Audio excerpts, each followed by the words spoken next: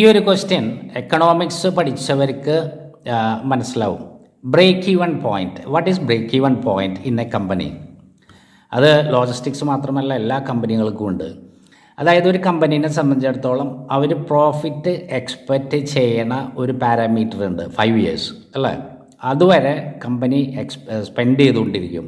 അപ്പോൾ ഒരു 5 ലക്ഷം spend ചെയ്തിട്ടുള്ളൊരു company ഒരു ബിസിനസ്സിന് വേണ്ടിയിട്ട് ഇത് 1 year വന്നിട്ട് ഒരു പക്ഷേ 20% കിട്ടുള്ളൂ, അല്ലെങ്കിൽ സെയിം ആസ് ഇറ്റ് ഈസ് ഒന്നും ഉണ്ടാവില്ല, അല്ലെങ്കിൽ സെക്കൻഡ് ഇയർ വരുമ്പോൾ ഒരു അടുത്തൊരു 20%, അങ്ങനെ 5th year വരുമ്പോൾ ഒരു 100% what you spend and that is the returns. അപ്പോൾ 5 ലക്ഷം നമ്മൾ ചിലവാക്കി, ആ 5 ലക്ഷമാണ് നമുക്ക് തിരിച്ച് കിട്ടിയിട്ടുള്ളൂ. അപ്പോൾ എൻ്റെ ഒരു മീനിങ് എന്താ? നോ പ്രോഫിറ്റ് നോ ലോസ് അല്ലേ? നമ്മൾ എന്ത് ചിലവാക്കിയോ 5ാമത്തെ കൊല്ലം നമ്മൾക്കത് തിരിച്ച് കിട്ടി. ആ ഒരു പോയിൻറ്റിനെയാണ് ബ്രേക്ക് ഈവൻ പോയിൻ്റ് എന്ന് പറയുന്നത്. അപ്പോൾ അതിന് ശേഷമാണ് ഒരു കമ്പനിയുടെ പ്രോഗ്രസ് നമ്മൾ അറിയുന്നത്. അത് ഗോയിങ് അപ്പ് ആണോ ഗോയിങ് ഡൗൺ ആണോ അല്ലേ? അതാണ് ഈ ബ്രേക്ക് ഈവൻ പോയിൻ്റ് എന്ന് പറയുന്നത്. അപ്പോൾ അത് may be it will not ask you, like അതൊരു മാനേജറിയൽ ക്വസ്റ്റ്യൻ ആണ്, അല്ലെങ്കിൽ ഒരു ഓപ്പറേഷൻ മാനേജർ ലെവൽ ക്വസ്റ്റ്യൻസ് ഒക്കെയാണ് അതിനെക്കുറിച്ചിട്ടുള്ള കാൽക്കുലേഷനൊക്കെ ചോദിക്കുന്നത്.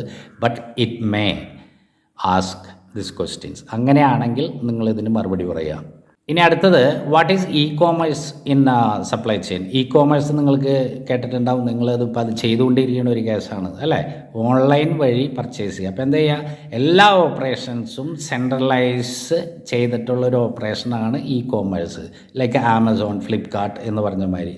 അത് ഓൺലൈനിലാണ് എൻ്റെ എല്ലാ ആക്ടിവിറ്റീസും. വേറെ ലോജിസ്റ്റിക്സിലേക്കെന്നൊക്കെ പറയുമ്പോൾ നമ്മുടെ ഒരു കമ്പനീനെ ബേസ് എന്ന് പറയുമ്പോൾ നമുക്ക് ഫിസിക്കൽ ആക്ഷൻസ് കൂടും അല്ലേ? സ്റ്റോറിങ് അത് ഇതൊക്കെ വരും. ഇവിടെ സ്റ്റോറിങ്ങിന് വലിയ പർപ്പസ് ഇല്ല, വരിക പോകുക, ഓൺലൈൻ പർച്ചേസസ് ആണ്. അപ്പോൾ ഓൾമോസ്റ്റ് എല്ലാം ഒരു 99% സെയിം ആക്ടിവിറ്റീസാണ്. ഇത് കുറച്ച് ക്രിട്ടിക്കലായിരിക്കും. ഫിസിക്കൽ ഓപ്പറേഷൻസും അതുപോലെ തന്നെ ഈ റൂൾസ് ആൻഡ് റെഗുലേഷൻസ് ഒരുപാട് കൂടുതലായിരിക്കും നമ്മുടെ ഈ കമ്പനി ബേസ്ഡുള്ള ഒരു ലോജിസ്റ്റിക്സ് അല്ലെങ്കിൽ supply chain ഓപ്പറേഷൻസിന്.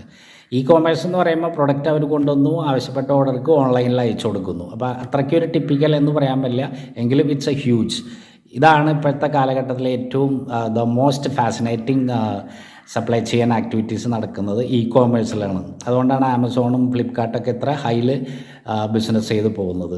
Okay guys, so it may ask or it may not be, പക്ഷേ നിങ്ങൾ അറിഞ്ഞിരിക്കുന്നത് നല്ലതാണ്. Thank you so much.